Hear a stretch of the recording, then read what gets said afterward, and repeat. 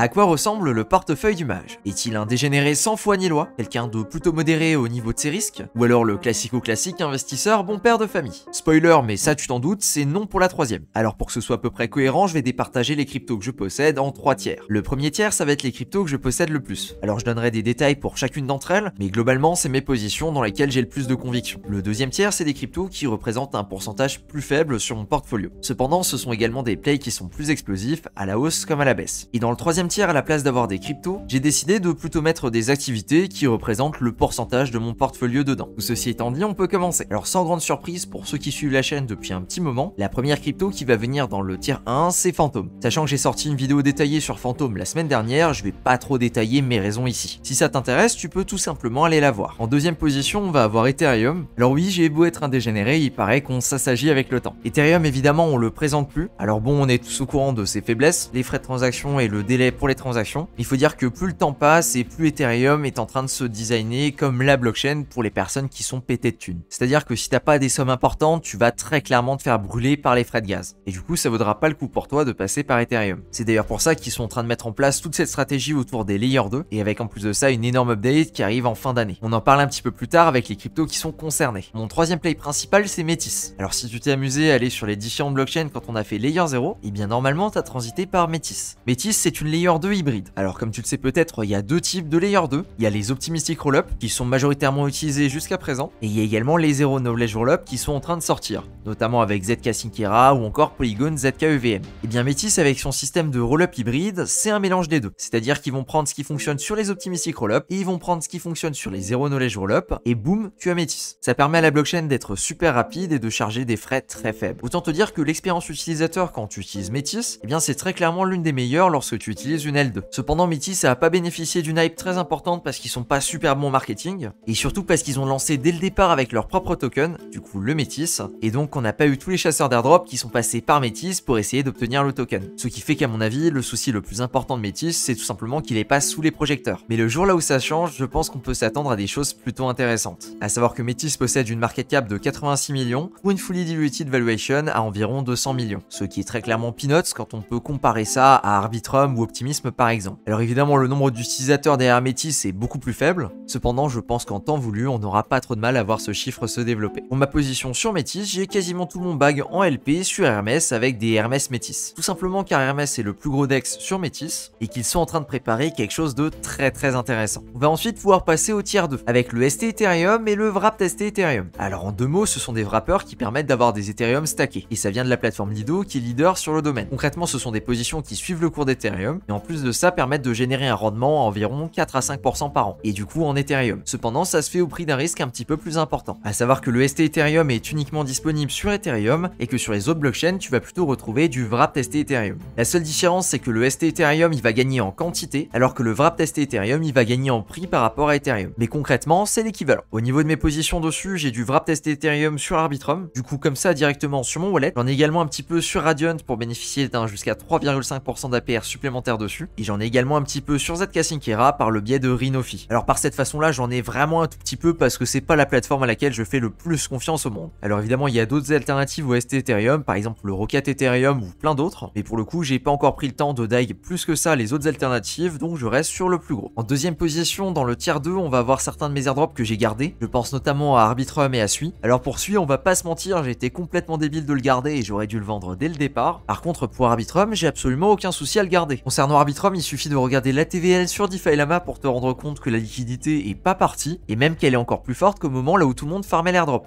Autant te dire que les dégénérés sont toujours sur Arbitrum et continuent de l'utiliser. On notera également un gain assez important de TVL sur la majorité des projets, sauf GMX le plus gros qui perd 10% sur le dernier mois. On notera également un changement majeur au niveau des L2 qui devrait arriver en fin d'année et ce grâce à l'EIP 4895. Grâce à ça, on verra une énorme diminution au niveau des frais que les L2 vont devoir payer pour valider leurs transactions sur Ethereum. La première, ça va être au niveau des frais des L2 qui devraient être largement réduits et la deuxième, ça va être que les L2 vont devenir un business à part entière et qu'elles vont pouvoir générer du revenu. Sachant qu'Arbitrum est déjà très intéressant parmi les différentes applications qui sont disponibles dessus et qu'une de ses plus grosses critiques, c'est quand même que pour la majorité des transactions, on est à environ 50 centimes de frais, et bien là, on aurait un combo explosif. Voilà donc pourquoi je garde encore mon airdrop d'Arbitrum. Pour ma troisième position en tier 2, on est sur du Tena. Alors Tena, j'en ai déjà parlé plusieurs fois sur la chaîne, et en deux mots, c'est un échange décentralisé qui est basé sur Solidly, du coup qui fonctionne avec un système de lock et de vote. Alors si tu veux le détail sur le fonctionnement des Forks Weekly ou VE33, et bien là il y a une vidéo dédiée directement sur la chaîne. Alors depuis que j'ai réalisé cette vidéo, je me suis également rendu compte que j'avais sous-estimé un point faible de cette stratégie. Je savais que les VE33 avaient une inflation assez importante, et je pensais pas que pour quasiment tous les VE33 on avait une inflation de l'ordre de 140%. Alors malheureusement j'arrive pas à retrouver le dashboard qui montrait ça, donc il va falloir me faire confiance là-dessus. Donc oui, juste tenir du TENA c'est pas cool parce que tu vas te faire diluer. Du coup de mon côté je les détiens avec un wrapper sur Liquid Driver. J'ai donc pas du THE mais du Live THE. Et tu peux le vérifier ici, on a un PEG à 99,5%. Et ça fonctionne également sur une plus grosse échelle. J'en profite du coup pour stacker ce wrapper sur Liquid Driver. Ici j'ai 180% d'APR payé en Live THE et ça compense la perte due à la dilution. Alors ce wrapper là est bien plus complexe que les autres dont on a déjà pu parler sur la chaîne. Donc si tu veux le détail, je vais te référer sur la documentation de Liquid Driver. Concernant TENA, je continue d'en acquérir à ce prix parce que je pense que c'est super intéressant. Ils ont déjà fait pas mal d'updates et à ce jour je pense que c'est une des teams dans la DeFi qui est la plus proactive. Ils ont d'ailleurs prévu différents produits pour venir réduire cette inflation, notamment avec un DEX en perpetuals qui devrait pas trop tarder à arriver. On notera également qu'ils utilisent des technologies pour optimiser les pools de liquidité. On passe maintenant au troisième tiers, là où c'est plutôt des activités. La première que je fais de temps en temps, c'est du trading moyen terme, c'est-à-dire avec un effet levier assez faible. Alors je pourrais pas te dire si c'est le terme exact, je suis pas spécialiste du domaine. Alors c'est quelque chose que je faisais sur RageTrade avec de l'Ethereum avant, et maintenant je le fais sur. Dans le troisième tiers, on va retrouver les fonds que j'utilise pour farmer les airdrops. Faut savoir que les fonds que j'utilise pour ça ont tendance à varier. Par exemple, si j'ai besoin de faire du volume, si j'ai besoin de provider de la liquidité, etc.,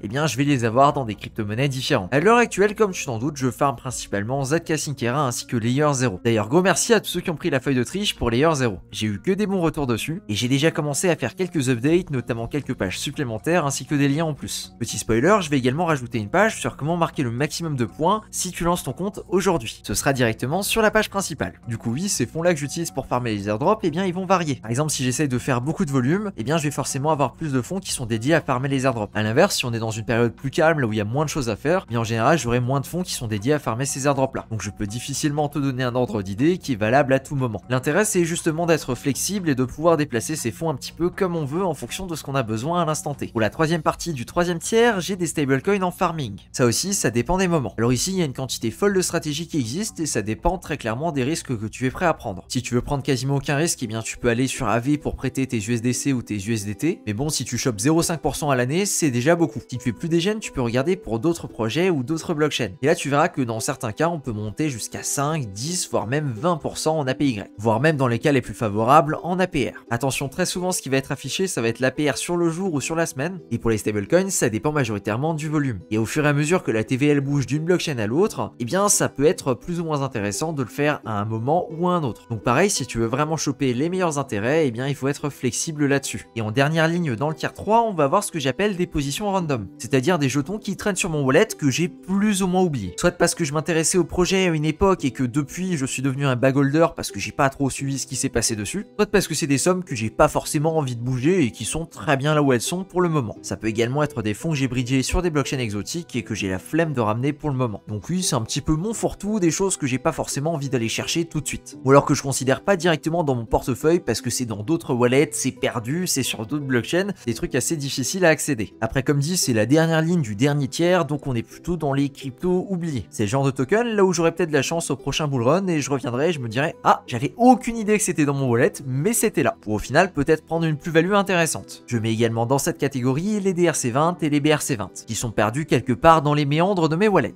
Et voilà pour cette vidéo du portefeuille du mage. C'était assez sympa à réaliser et puis ça change des formats habituels de la chaîne. Merci à toi de ton attention et sur ce, on se dit à plus pour une prochaine vidéo. Ciao!